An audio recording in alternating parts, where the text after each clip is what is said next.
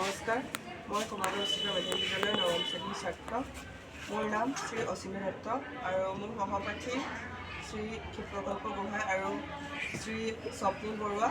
আজি আমি অতি সহজতে আৰু অতি কম খৰচতে প্ৰাকৃতিকভাৱে এটা শীতলীকৰণ যন্ত্ৰ তৈয়াৰ কৰিবলৈ আগবাঢ়িছোঁ।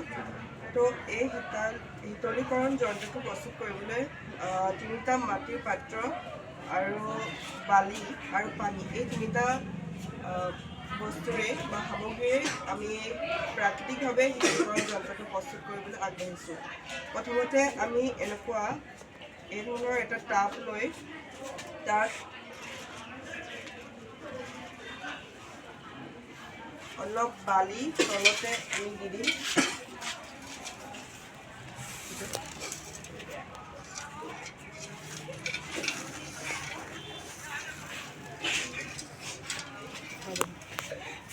ইয়াৰ পাছত আমি এনেধৰণৰ এটা কলহ আমি ইয়াত বহাই ল'ম।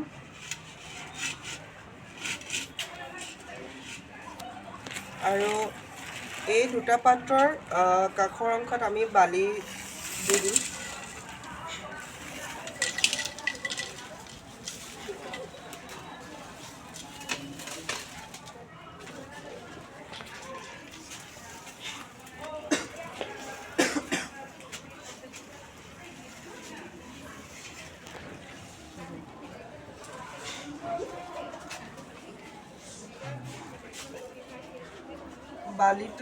পাত্ৰটো কাষৰ অংশখিনি বালিৰে পৰিপূৰ্ণ হোৱাৰ প্ৰথমতে আমি ইয়াত অকণমান কাষতে পানী দি ল'ম।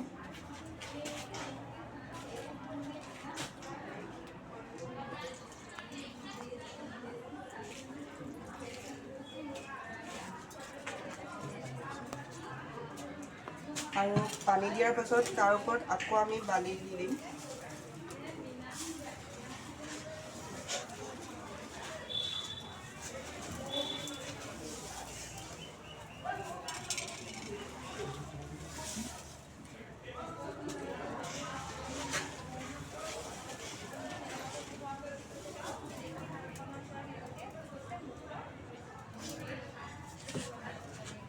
পাত্ৰৰ কাষৰ অংশখিনি আমি বালিৰে পৰিপূৰ্ণ কৰাৰ পাছত আমি ইয়াত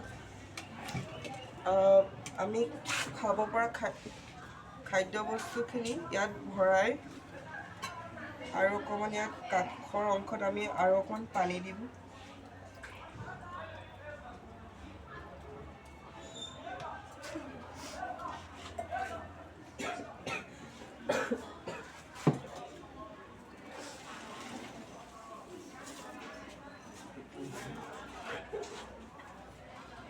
আৰু এতিয়া আমি শাক পাচলিখিনি ইয়াত ভৰাই থ'ব পৰা হৈ গ'ল।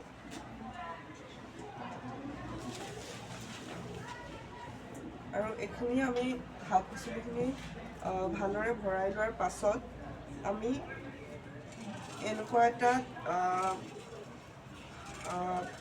সামগ্ৰী ল'ম আৰু এই সামগ্ৰীটোৱে আমি ইয়াত ঢাকি দিম। আৰু এনেদৰে আমাৰ প্ৰাকৃতিকভাৱে এটা শীতলীকৰণ যন্ত্ৰ তৈয়াৰ কৰিব পাৰি। ধন্যবাদ।